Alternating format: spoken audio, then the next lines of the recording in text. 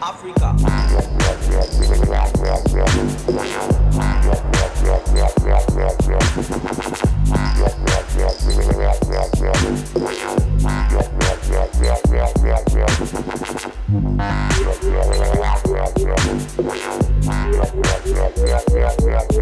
Africa.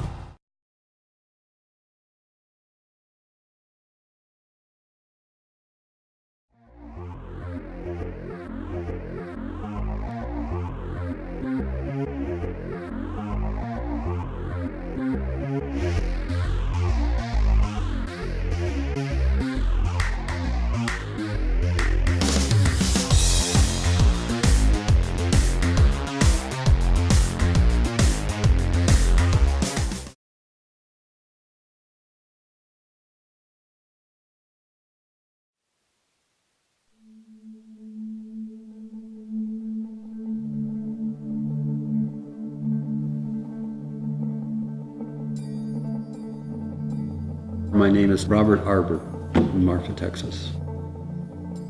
I first came down to Marfa in '89 and was working with Donald Judd. His idea was to set up the print shop for himself and his friends. So he would invite Flavin or Chamberlain to come and do some prints. Actually, the press is, I've got it here now. It's an incredible rare machine. It's made in the 1950s, German.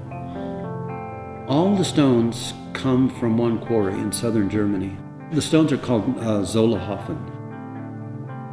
And the little village where the quarry is called Ochtenbernen. So all lithography stones come from that one spot.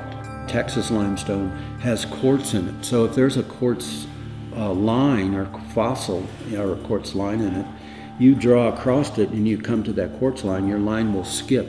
This is totally pure.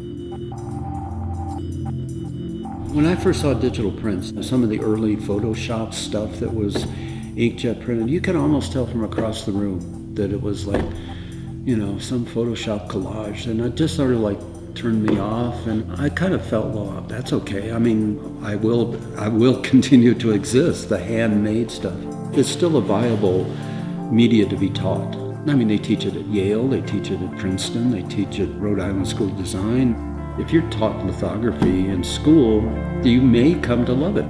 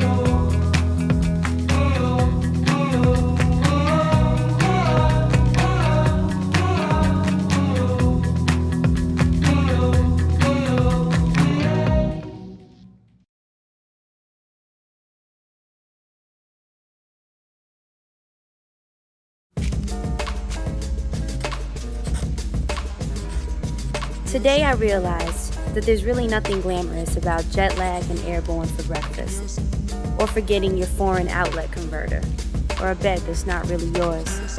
But somewhere in between highways, I still felt the freedom in all of it. On the road, it's like everywhere is different, but exactly the same. They don't all speak English, but they do speak hip-hop.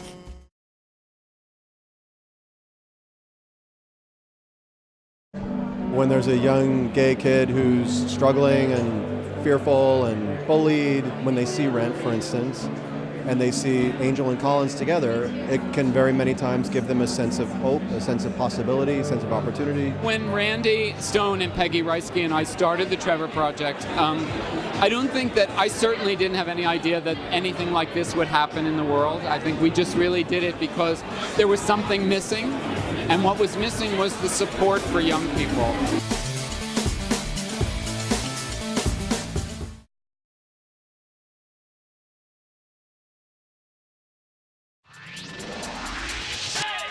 I'm running 4 or 5 days a week.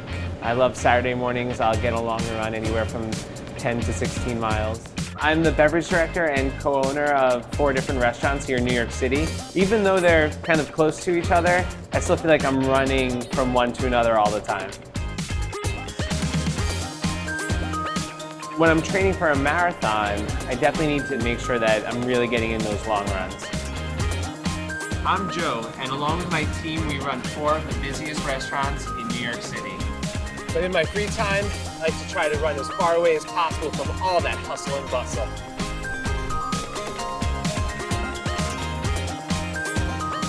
I'm Joe Campanelli, and I'm an athlete on ATLX.